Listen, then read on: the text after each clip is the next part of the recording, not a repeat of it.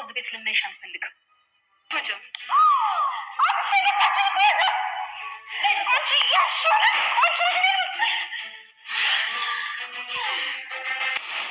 ቆይ አክስቴ ብቻ እናቴ እንዳትሆኝ። አንቺ ደግሞ ያምሻል እንዴ? እድል እኮ አሳሰበችኝ። ቆይ ወላጆች ያሉ እንዴ? አይ ማወቅም አልፈልግም። ቢኖርም ብቻ ሞተዋል በይኝና ቁርጥ የለውቅ። አንቺ ሆነስ ቢሆን የወለደሽ ምንም ሆኖ ቢኖር አይሻልሽም እንዴ? አረ አይሻለኝም። ጥለውኝም ዳሁም እንጂ ይቻላል እንዴ? ለማንኛውም እንኳን አንቺን አልወለድኩሽ። እንዲህ አይነት ሰው ከሆንሽማ ተቴ እንጂ አክስቴ አታስቂኝ። እንደዚህ አይነት ሰው ከሆንሻልሽ እኔና አንቺ እኮ ሰው ላይ መፍረድ አንችልም። በተለይ ደግሞ አንቺ። እኔና አንቺ ፍቅረኛ መሆን አንችልም። ይሄን ነው ጉዳሽ አውቃለሁ። ወይ እኔ የዚህ ሴትዮ ልጅ ነው። አትሳሳት። እሷ ሳትሆን ያሳደገች ናት እናትህ።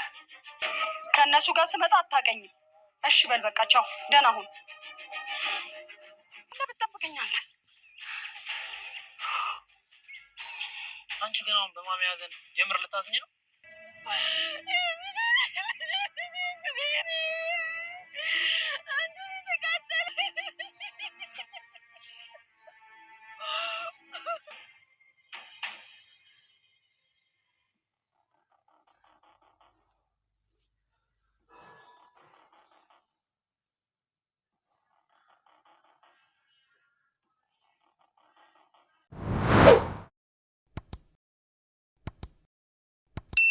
እድል በባለፈው ክፍል እንደተመለከትነው እጅግ በጣም ብዙ ውስብስብ ያሉ ነገሮችን አይተንባቸው ነበር።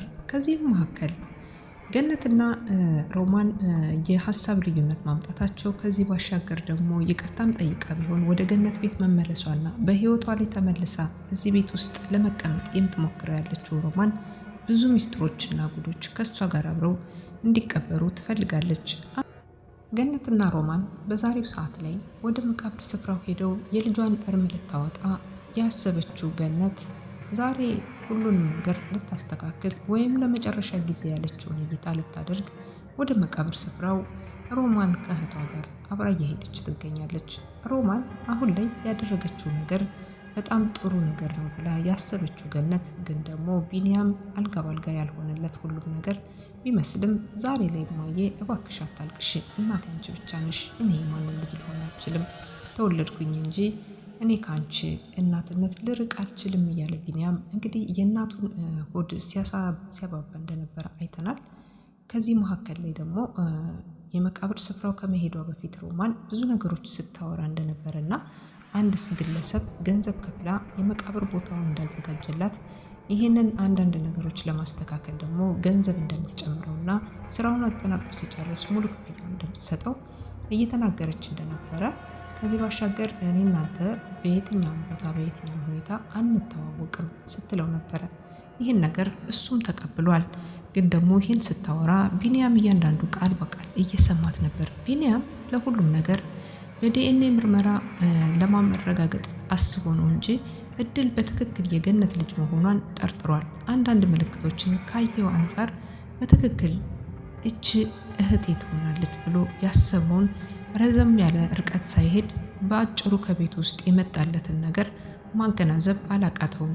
ገኒ እንግዲህ በአሁኑ ሰዓት ላይ ወደ መቃብር ስፍራው ሄዳ የልጇን እርም እያወጣች ትገኛለች። ለመጨረሻ ጊዜ ያለችው ዛሬ ደክሞኛል፣ ህይወት አሰልችቶኛል፣ በቃኝ እያለች በቢኒያም ፊት እያለቀሰች ነበርና ቢኒያምም እንግዲህ ነገሮቹ ምንም ባላወቀ ለመምሰል ሲሄድ ነበር አብሯቸው ከሄደ በኋላ መቃብር ስፍራው ላይ ደርሰው እንግዲህ ሲያለቅሱ ስታለቅስ እንደነበረና እድልም አብራ እያለቀሰች ቢኒያምም እያለቀሰ ነበር። እህት ተብዬዋ ሮማን ግን ጥጓን ይዛ እንግዲህ ያስተያየቻት ነበርና በዛው ቅስፈት ውስጥ ላይ እንግዲህ በጣም እያለቀሰች ስለነበረ ገነት ያናቀፋትና እንደ ቁጭ እንደማለት ትላለች። ሁለታቸውም ተጋግዘው ቢኒያምና እድል ለማንሳት ገነትን እየሞከሩ እንደነበር አይተናል። ገነት እንግዲህ ተቀመጠችበት ለመነሳት ስትሞክር አንድ ኃይል የሆነ ነገር አንገት ላይ ትመለከታለች።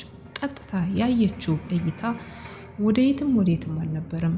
እድልን ነበር የተመለከተቻት። የእድል አንገት ስር ምን ቢቀመጥ ነው ይሄን ያክል አይኗን አይቦግልም እያደረገች ያየችውን ነገር ላለማጣት ይመስላል ትኩር ብላ እየተመለከተች አንዴ የመቃብሩን አንዴ እድልን እየተመለከተች ግራ በተጋባ ስሜት ውስጥ ሆና ገነት ማፍጠጧ ከአንድ ቦታ ላይ የእነሱ ጭንቀት ጨምሮባቸው ነበር።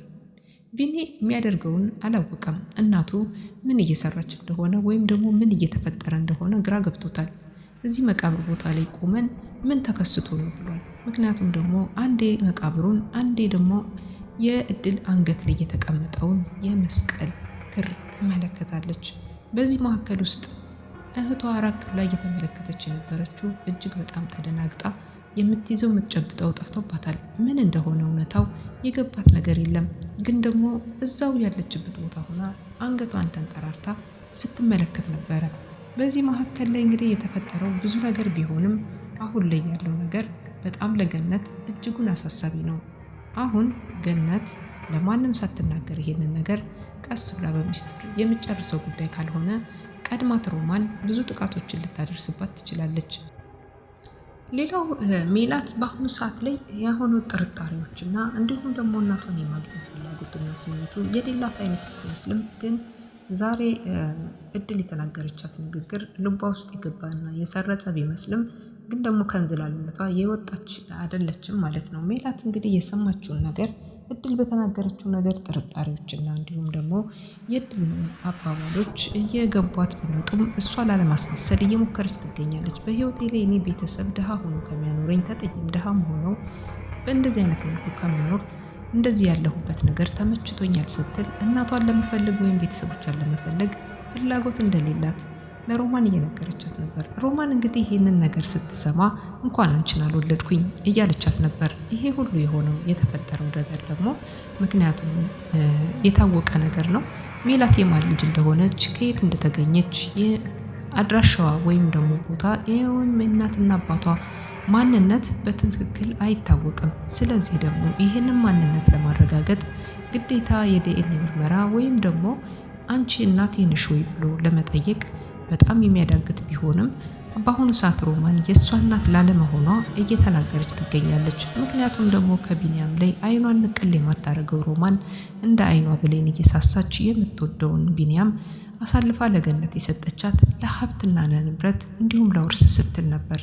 አሁን ላይ የሜላት ጉዳይ ማናት ሜላት የሚለው ጥያቄውን በባለፈው ለታ እናቷ ገነት ያሳደገቻት ይህን ስትጠይቃት ነበር። አንቺስ ማነሽ እያለቻት ነበር። እውነት ነው እኔ ማነኝ ብላ እሷም ተነስታ ከመቀመጫዋ ብትሄድም ግን ደግሞ ይህንን ጥያቄ ሊፈታው የሚችለው ጊዜ እንደሆነ እንጂ በአሁኑ ሰዓት ላይ እድል አንዳንድ ሀሳቦችን እንዳቀረበችላት እንጊዜ እቺ እናትሽ ልትሆን ትችላለች፣ አክስቴ ናት ያልሻት ሴት እናትሽ ትሆን ይሆናል በማለት አንቺማ እናቴ እንድትሆኝ አልፈልግም፣ ያውም እንዳንቺ አይነት እናት በማለት እሷ እናት ልትሆን እንደማትችልና ሮማንም ደግሞ እኔም እንዳንቺ አይነት ልጅ እንዲኖረኝ አልፈልግም ስትል በምላሹ ስትነግራት ነበር።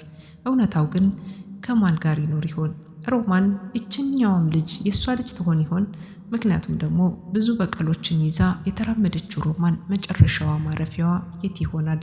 በልጆቿ ተጠልታ እንዲሁም ደግሞ ያለ ምንም አይነት ገንዘብና ምንም አይነት ከእህቷ ፍቅር ሳታገኝ በስተመጨረሻም አሟሟቷ አስጠልቶባት የምትሞት ይመስለኛል። ምክንያቱም ደግሞ ይህን ያክል ርቀት የሄደችው ላልተገባና ላልተፈለገ ጥቅም ስትል ልጇን ሳታሳድግ ከራሷ ከህይወቷ ሳትሆን እንደባዘነች ከዚህም እዛም እንዳለች ሁሉም ነገር ተመሰቃቅሎባታል። ቢኒያም እንግዲህ በስተመጨረሻም እድልን ይቅርታ እየጠየቃት ነበረ። እድል ይቅርታ እንድታደርግለትና የእሷና የእሱ ጓደኝነት እንደተቋረጠ እየነገራት በልሽ ሰላም ዋል እያለችው ነበር። ምክንያቱም ደግሞ በሁለታቸው መካከል ያለውን ግንኙነት ለማቋረጥ የተገደደበት ብዙ ምክንያቶች ቢኖሩም ግን ደግሞ በዚህ ሰዓት ላይ የሁለታቸው የጓደኝነት ወይም ደግሞ የፍቅር ግንኙነትን ማቋረጡ እየነገራት ነበር። እሷም ውሎ እንግዲህ መልካም ቀን ይሆንልህ በማለት ከሱ ለመለየት እንዳሰበችና ነገሩ እንዳልተዋጣላት ለመምሰል ጥላው ስትሄድ ነበረ። ቢኒያም ይሄንን በመናገሩ እረፍት ያገኘ ባይሆንም ግን ደግሞ ትንሽም ቢሆን አእምሮውን ሰላም ይሰጠዋል ብሎ ያስባል። ለዚህ ነበር ይሄንን ነገር አስቦና አቅዶ ይቅርታ ሊጠይቃት ቦታዋ ድረስ የሄደው።